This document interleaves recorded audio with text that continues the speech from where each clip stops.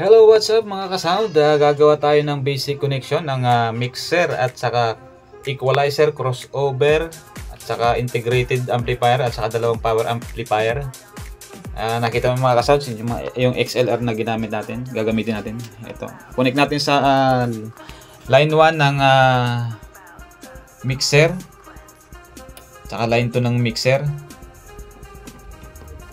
Pagkatapos i-connect natin sa input 1 ng equalizer. Ito mga kaso, tingnan mabuti ang ating connection kung tayo ba ay tama o nagdudunong-dunungan. Kunting ano lang naman to, sabi nga nila basic lang, basic lang na connection. Yan, input 1 natin kinonect yung isa. Pagkatapos ito, i-connect natin sa input 2 yung isang XLR. Pagkatapos ito, i-connect natin naman yung output connection ng equalizer dito sa crossover. Yan, ito yung connection ng mixer to equalizer. Pagkatapos nyan, connect natin yung equalizer to crossover. So hanap lang, kunin natin yung yung connector natin na XLR connector, female at saka male female connector.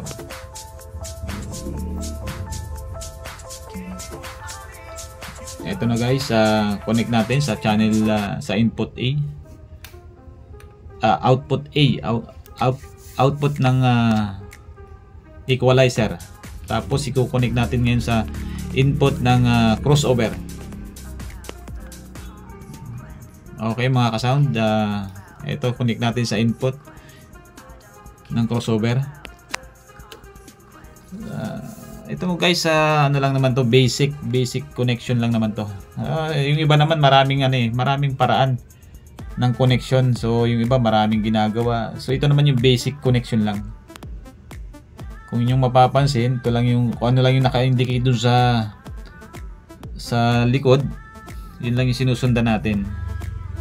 So, wala namang magkakamali dito kasi may mga naka-indicate naman na kung para saan, kung output, input, ganun. So ito yung output connector, connection ng equalizer to papuntang crossover. Yan. Input ng crossover, input channel 2 ng crossover.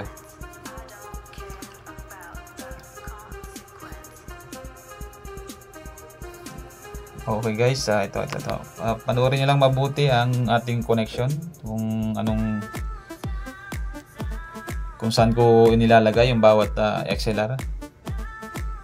So medyo mabagal yung ating pagkaka-video, pagkaka-connect.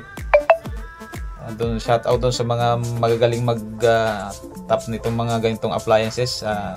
Ito lang naman ay basic. Kung may mali, chat nyo na lang ako o kaya mag-message o mag-comment na lang kayo para ma-correct natin ang tama. So kuha ulit tayo ng XLR connector. So para doon sa integrated natin na amplifier. So kukunik natin yung integrated natin dito bilang sa ating pang high connect, sa high speaker natin. So kinonect natin sa channel sa channel 2. Una natin yung channel 2. So connect natin sa yan, sa puti. Kahit naman magkabali-baliktad dyan, parehas lang naman din yan. Maputi, mapula. So, okay lang din naman yan. Dati kasi trinay ko na pagbaligtarin, wala namang problema sa tunog eh.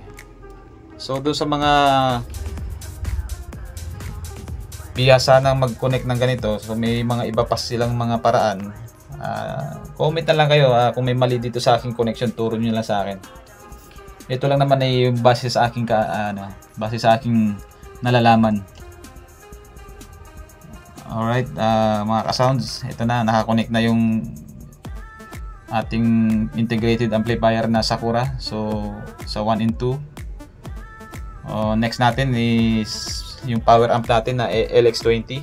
Pang mid natin to, yung LX20 natin na power amplifier. So i-connect natin dito sa channel 1 yung sa channel 2 yung isang linya ng XLR papunta doon sa integrated natin, sa power amp natin na LX20. So dito sa channel B, connect natin sa channel B ng LX20. Ito mga sounds, ito na i-connect natin sa channel B ng LX20 yung XLR. Alright mga ka-sounds, ito na, nakakonect na. So channel B yung ating inuna. So at the same time yung kasunod natin to yung channel A.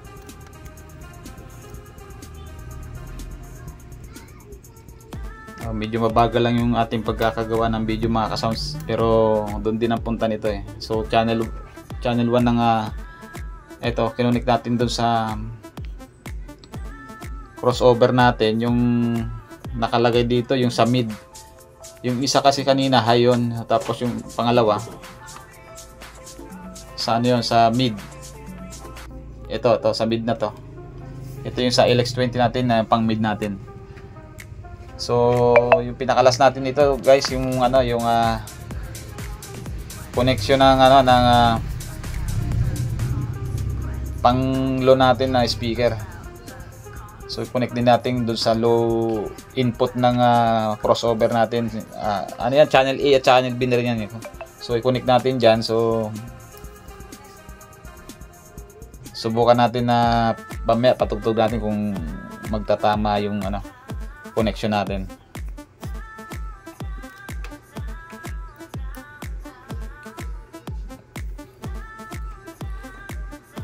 Yan, okay na mga ka-sounds. Ito na yung sa connection ng ano, pang low natin na ano, sa dito sa C87 natin na ano, power amplifier. Inuna lang natin yung channel B kasi dito mas maluwag, dito sa kabilang side kasi medyo masikip. So gawin natin na sunod natin yung channel A natin. So channel A din doon sa power amplifier natin na CA20 na Trident. So mga ka-sounds, kunting ano lang, kaya matatapos din natin tong ano to, matitesting din natin to. Yan. Okay sa alright. Ano lang yan, tutunog din naman yan eh. Ayan, kung may mali tayo sa connection na pakitama na lang, comment down below.